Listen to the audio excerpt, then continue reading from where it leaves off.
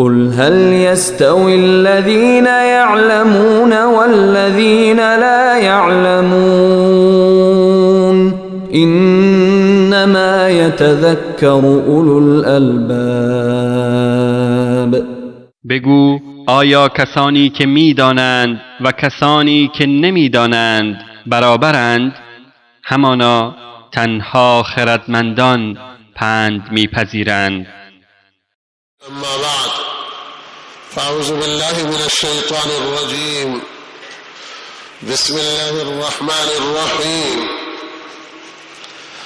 إنا عرضنا الأمانة على السماوات والأرض والجبال فأبين أن يحملنها وأشفقن منها وحملها الإنسان إنه كان ظلوما جهولا ليعذب الله المنافقين والمنافقات والمشركين والمشركات ويتوب الله على المؤمنين والمؤمنات وكان الله غفورا رحيما.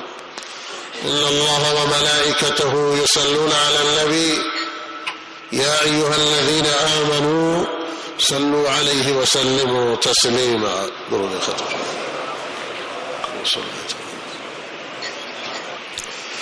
آیه را حضور شما تلاوت کردم. تقاضای دعا دارم از شما که دعا بفرمایید. الله رب العزت در این مراسم امروز که در آستانه ماه مبارک رمضان هست، الله سبحانه و تعالی درهای رحمت خاصش را بر ما باز بفرماید. ما را مورد الطاف و توجهات بی‌پایانش قرار بده و رضایت خود را نصیب همه ما بگرداند. و الله سبحانه و تعالی آنچه که عین حکمت هست و دانش هست و خوشنودی پروردگار هست، الله تعالی به زبان الکن بنده و زبان ناقص بنده بیاورد. آیه را حضور شما تلاوت کردم. اشاره به یک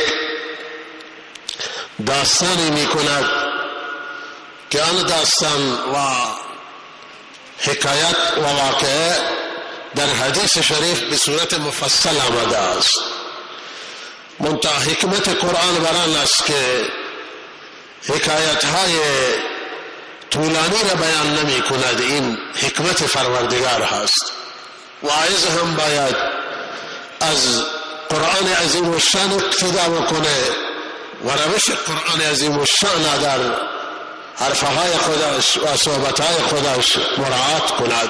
لحاظا من به داستان طولانی نمیرم، بنده هم اشارات به آنچه که در حدیث شریف آمده میکنم خدمت شما. قرآن عظیم الشان اشاره به واقعی می کند که الله رب العزت تصمیم گرفتن که بشر را برای آزمایش و امتحان به دنیا بفرستند و بشر نبود بشر را ایجاد کنند و خلق کنند. لذا الله سبحانه و تعالی آسمانها را خلق کرد و زمین خلق کرد. آسمان و زمین با هم خلق شدند. 6 روز طول کشید تا آسمان و زمین الله تعالی تکمیل آفریدند و این فضا و خلا را به وجود آوردند و در این فضا این قرات را و اجسام بسیار کلان و بزرگ را الله تعالی قرار دادند و گذاشتند. و آنچه که در این فضا هست و در این خلأ و جو هست از ماه و خورشید و ستارگان و منظومه شمسی و قمری و همه اینها را الله رب العزت آفریدن. 1 هفته طول کشید و 6 روز قرآن عظیم الشان می فرماید فی 6 ایام 6 روز سواء للسائلین.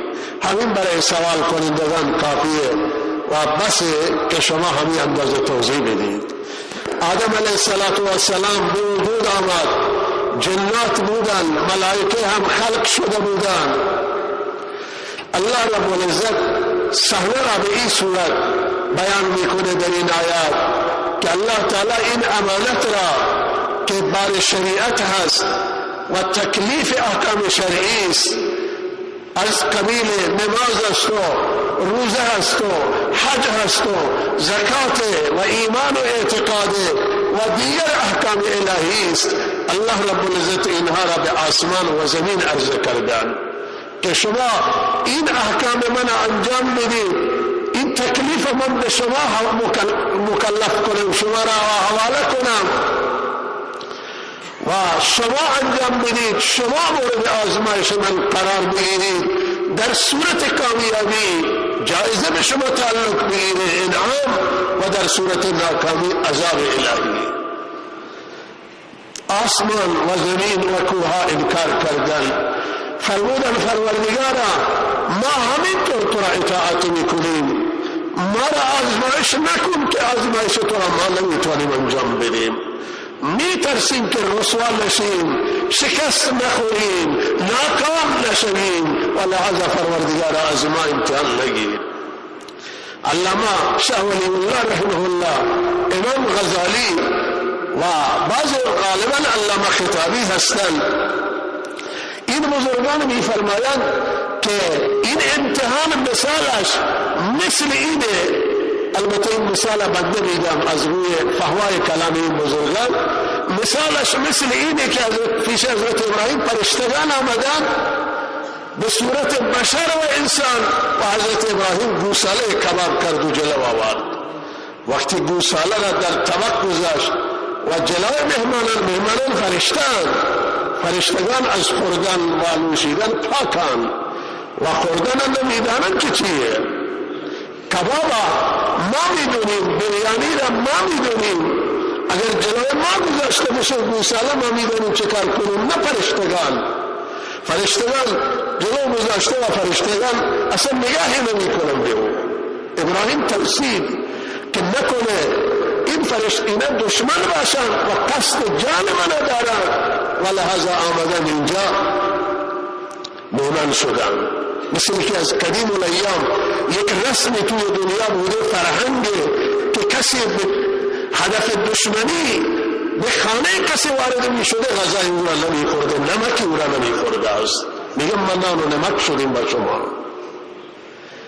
و لحاظا ابراهیم علیه السلام وقتی دید اینا غذا نمی خورد ترسید و اونها گفته ابراهیم نترس که ما فرشته ایم، ما با خوردن سروکاری نداریم.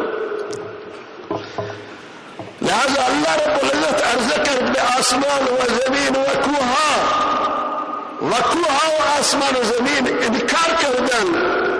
این بزرگان می فرمایند این انکار با زبان نبود، با حال بود. یعنی اونها گفتن که ما استعداد اینو نداریم. آسمان ها و زمین ها و کوه ها استعداد این امتحان و آزمایش نداشتن.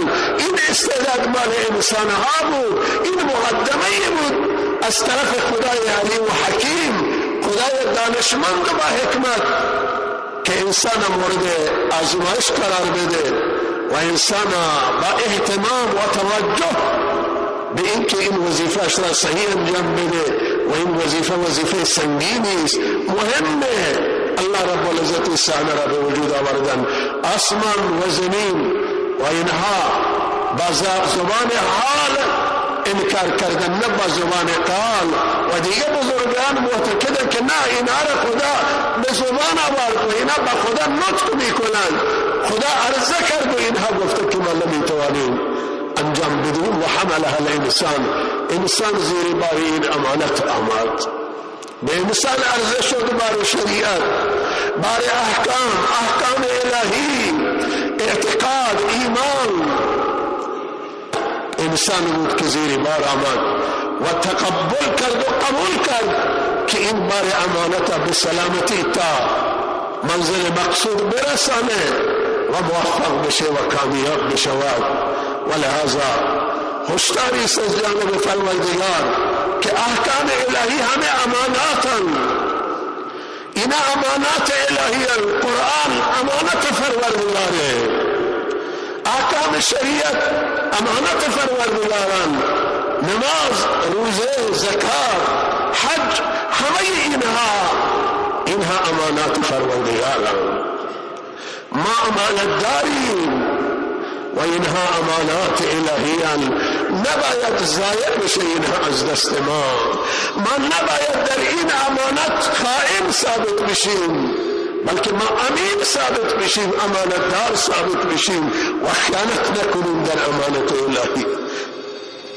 کسی که نماز قضا میکنه، کسی که روزه قضا میکنه، روزه میخورد، کسی که زکات مالش را نمیده، کسی که حج بیت الله الحرام نمیرود، عزیزان من خیانت کرده با الله رب العزت، خیانت کرده در امانت و امانتدار خوبی ثابت نشده است. و لہذا به بارگاه الله رب العزت روز قیامت به عنوان خائن گرفته خواهد شد و گرفتار خواهد شد. لهذا روز القرآن میفرماید و حمل الانسان انه کان ظلوما جهولا.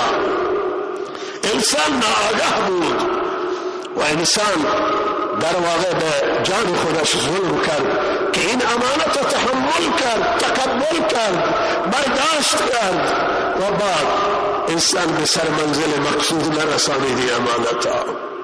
امانتدار خوب انسان ثابت نشد الا گروه کمی و قلیل من عبادی الشکور و قلیل ما یؤمنون.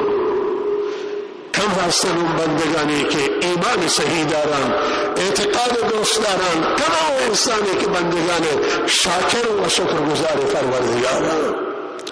لہذا عزیزان من و شما زندگیمون توی این دنیا مختصر و کوتاه است و ما مورد آزمایش الهی هستیم و الله تعالی آزمایش گوناگون میکنن. لہذا کنون یک آزمایش آمده که به نام ماه مبارک رمضان هست و روزه است. ایام زکات هم بیشترین ایامن، هم عبادت مالی از یک طرف که پرداخت زکات و فطریه داره میآید و هم ایام روزه هستند و ایام نماز هم هست. به هر حال ایام نزول قرآن عظیم الشأن در واقع فصل بهار، این بهار معنوی هست. ربیع فصل بهار، فصل سرسبزی است، سرسبزی معنوی، سرسبزی ایمان، سرسبزی درون بدن، سینه و قلب. لہذا اللہ رب العزت فصل را آورده که تمام عبادات از لحاظ کیفیت ارتقا پیدا میکنن، ثوابها بالا میره. 1 تومن به 70 تومن ثواب میده الله تعالی. یک فرض را الله رب العزت یک نفل را به اندازه فرض و فرض را تا انجام که خدا میخواهد ثواب میده. لہذا این فضای معنوی در تمام این کره خاکی و فرا میگیره. گرچه در حرمین شریفین واقعا معنویت چندین برابر و هزاران برابر می شود، لیکن این لطف الهی و فضل پروردگار شامل حال همه است. همه درها، جنگلها و بیابانها و مراتع و شهر الوسطی از این فضای معنوی بهره‌مندند و برخوردارند و لہذا این فضای معنوی را استقبال کنید برای ساختن خودتون، برای تزکیه و اصلاح خودتون، از جدا شدن از هواهای نفسانی که برای انسان مهلکه و از بین میبره. و اما من خاف مقام ربه و نهى النفس عن الهوى فإن الجنة هي المأوى. هر کسی که نفس را از خواهشات من کنه و جلو بگیره، خواهشات ناجایز، تمناها و آرزوهای خلاف شر نفس را من بکنه، این جاش بهشت و جاش جنت ماوا و جنت فردوس است و لہذا اللہ رب العزت فصل زیبایی را آورده در ماه رمضان، فصل معنوی است، با تمام وجود و همه تن متوجه گرفتن روزه باشید. این ماه اصلاح نفس، تزکیه نفس، ماه جبران مافات است. آنچه که در 11 ماه از ما فوت شده ما نتوانستیم انجام بدیم، میشه در رمضان جبران کرد. در رمضان میشه استغفار کرد. گناههای عمر، گناههای سال مورد قرار میگیرند. هزاران انسان از جهنم نجات حاصل میکنه و بهشتی میشه. هزاران انسان تزکیه میشه و اصلاح میشه و به وارستگی میرسد. لذا بستگی به جدیت، به طلب، به کوششه. به تعبیر یکی از علما هیچ کسی تا حالا طالب چیزی نبوده که به اون نرسه، به هدف نرسه، به شرطی که این طلب جدی باشه و جدا تلاش کنه و جدا کوشش بکند. روی این انشاءالله این ماه تلاوت قرآن، ماه تراویح و نماز و ماه ذکر و استغفار، ماه صدقه و خیرات و همدردیه و ماه صیام و روزه هست و بستر دهنه و ماه انوار و برکات. یکی از بزرگان می نویسند که برکاتی که در لحظه ماه رمضان نازل میشه به سوی آل زمین قابل قیاس نیست و کل سال، طول سال.